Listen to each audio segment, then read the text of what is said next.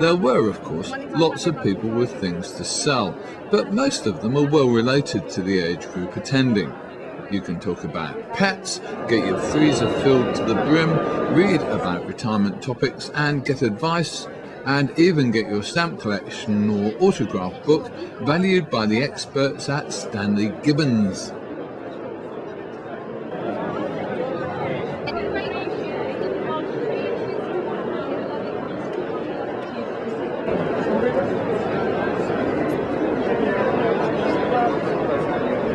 Traditionally, stamps is something that as people get older, they rekindle their passions for their youth, and collecting is very much into that. But there's a lot more into it. I mean, Stanley Gibbons now have the Royal Warrant. They've been going for 150 years. It's a household name. And it's amazing how many people here just stop and go, oh yeah, they talk to you. And of course, as a business, we also can talk to them about autographs and documents and other collectibles as well. So it's quite fascinating seeing the people. And then Gibbons also have a very interesting investment side now, which has done extremely well, where people are actually, with the way shares and pensions are going at the moment, they're actually investing now in, you've probably seen gold and commodities inevitably go up. So they're investing in actual collectibles. And it's done exceptionally well. If you look back over the last 10 years, the growth has been immense. So there's a little bit of fun and enjoying the collectibles, but also there is the serious investors who are looking to collectibles as a way of making money. Mostly the people are talking to us about collections that they have. They want advice on valuations and things like that. Perhaps little tips on what to look out for, how to store the condition, all the little things like that, and things that perhaps got or they've inherited, but they're not aware of the true value of, things like that. We're also running a competition where someone can be lucky enough to win a framed penny black, so that's something they can take home with them, so it's been quite an interesting day so far, very busy as well. So yeah, it's been a bit of a fact-finding mission, but certainly something we've been very impressed with so far. Finally, from the exhibitors, we met Peter Girling, whose business rents out retirement properties. Generally, when people retire, particularly sort of currently over the last 25 years, they've been buying retirement housing apartments. Typical McCarthy and Stone unit, where there's a good choice all over the country, a development comprising maybe 50 apartments of 1 and 2 bedroom. People move in, independent lifestyle, near shops, churches, pubs, bus routes, taxis, and they feel secure and they're happy to live there. The rental option didn't exist. And in 1990, last recession, there was a lot of empty stock on the market. I was working for a company, McCarthy and Stone, which could not sell property. The second-hand market was building, a lot of empty stock. So we started offering the rental option.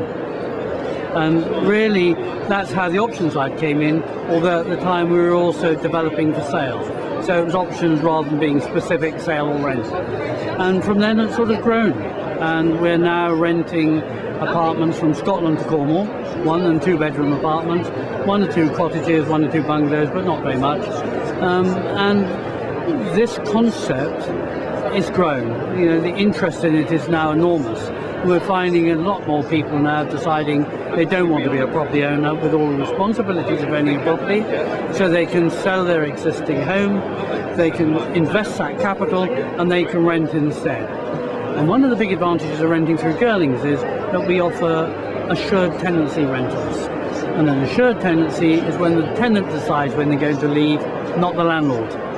Now, with most lettings, it's now done on an assured short-hold tenancy, where the landlord decides the end date, and on that date can get repossession of the property.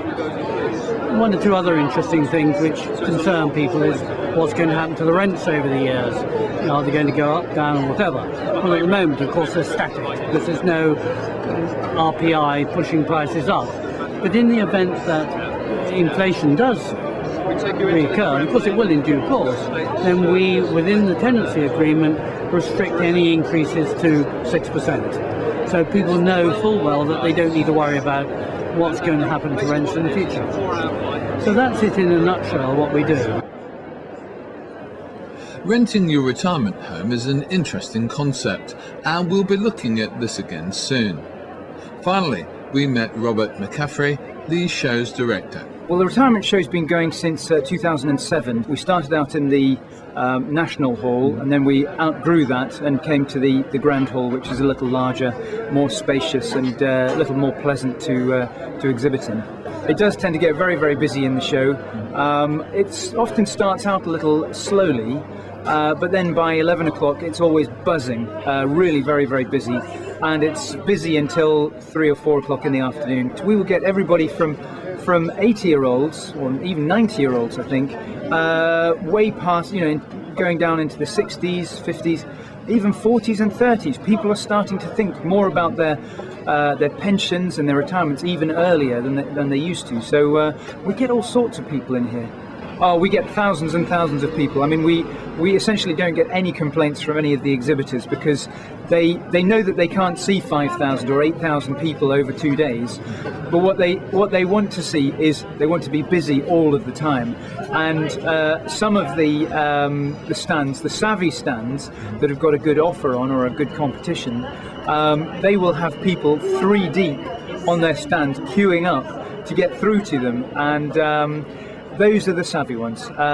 When you're coming along to exhibit at something like this, you've got to offer people something that they really want, and that's how you'll have a very successful exhibition. We've got over 120 exhibition stands here, and the variety of companies and organisations that are exhibiting here is unbelievable.